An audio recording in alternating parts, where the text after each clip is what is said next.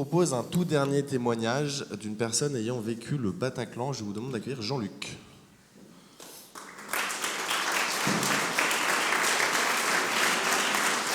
Bonjour Jean-Luc. Vous allez donc nous partager votre mémoire de cet événement tragique. Bonjour. Merci de me donner la parole. Je vais être un petit peu ému. Alors, je rappelle, les attentats, c'est les attentats du 13 novembre. Le Bataclan, c'est un endroit qui a été attaqué, certes, mais pour moi, j'ai aussi vécu, les terrasses. Voilà, donc je vais faire appel à votre mémoire. On remonte de 9 ans. Un vendredi soir, je suis chez moi avec ma fille, on regarde la télé, CNCIS, parce que moi j'aime pas le foot, on regarde ça, et puis brutalement, alors qu'à la télé les scènes sont tout à fait normales, à ma gauche, la baie vitrée, dans la rue, ça tire. Des pétarades, voilà. Première chose, avec ma fille, on s'enfuit, on se met à l'abri. Moi j'ai fait mon service militaire, je reconnais des armes automatiques, on se met à l'abri. Et puis derrière, qu'est-ce qui se passe ? Qu'est-ce que c'est que cette crise ? Qu'est-ce qui est en train de se passer en bas de chez moi ? À l'époque, il y avait un restaurant qui pouvait prêter à confusion, mais là, c'était devenu un restaurant sympa. Il n'y avait aucune raison qu'il y ait un règlement de compte. Donc, je décide de m'approcher progressivement de ma fenêtre. Et puis, je reste avec la capacité de reculer d'un pas, parce que je ne veux pas me faire tirer dessus. Et là, je vois 3 individus en bas de chez moi, en train de tirer. Un qui tire en permanence, qui envoie des rafales. Un autre qui va faire le tour, qui passe, qui tire des balle par balle, lui. Puis un troisième qui tire sur les voitures qui arrivent. C'est incompréhensible. Qu'est-ce qui est en train de se produire là, devant moi ? Et puis je me rends compte que j'ai mon téléphone, parce que j'étais en train d'essayer d'appeler la police. Et il faut que je fasse des images.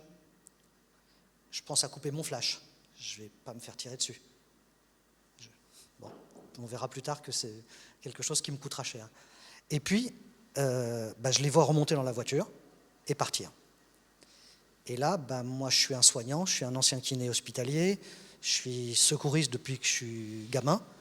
Je dis à ma fille, écoute, il faut que je descende. Je n'ai pas le choix, c'est comme ça. Je grimpe, je prends ma trousse de secours, je lui dis de rester à l'abri dans l'appartement, elle a 15 ans, et puis je descends. Je descends et j'arrive dans la rue avec des gens qui crient, des gens qui courent, et puis une baisse de ce que j'entends. L'impression que tout est dans la neige, assourdi. Je ne sais pas si c'est mon cerveau, d'après ce que j'ai compris, qui commence à réduire la capacité d'absorption de ce que je vais vivre. Et puis je pars à gauche, j'arrive sur cette terrasse, un premier corps sans vie. Et puis là, tout de suite, je vois une jeune femme qui a une plaie artérielle à la cuisse, une plaie qui pulse. Je prends ma trousse de secours, j'ouvre, j'ai rien, j'ai une trousse de premier secours.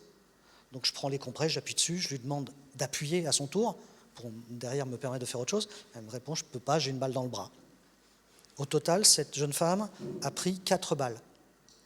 Sa veste qui était derrière elle, sur sa chaise, 14 trous, 14 impacts.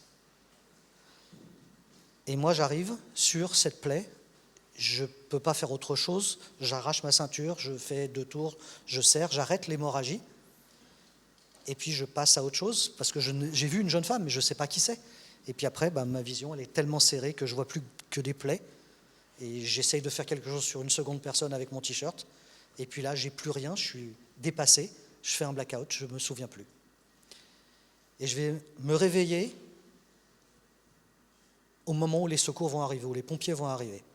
Et pour vous donner un ordre d'idée, là, on a l'intérêt des secouristes et des citoyens, on est resté 27 minutes entre le moment où ils ont commencé à tirer et le moment où les secours arrivent.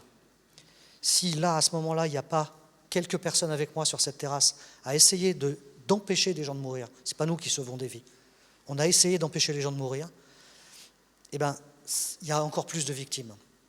Et quand je vous disais que comme j'ai coupé mon flash, on ne m'a pas tiré dessus, donc je ne suis pas une victime. Au procès, je suis reconnu partie civile, mais pas victime. Je suis descendu volontairement de chez moi, m'a-t-on répondu. C'est de ma faute. Merci. Merci à vous, Jean-Luc. Merci beaucoup.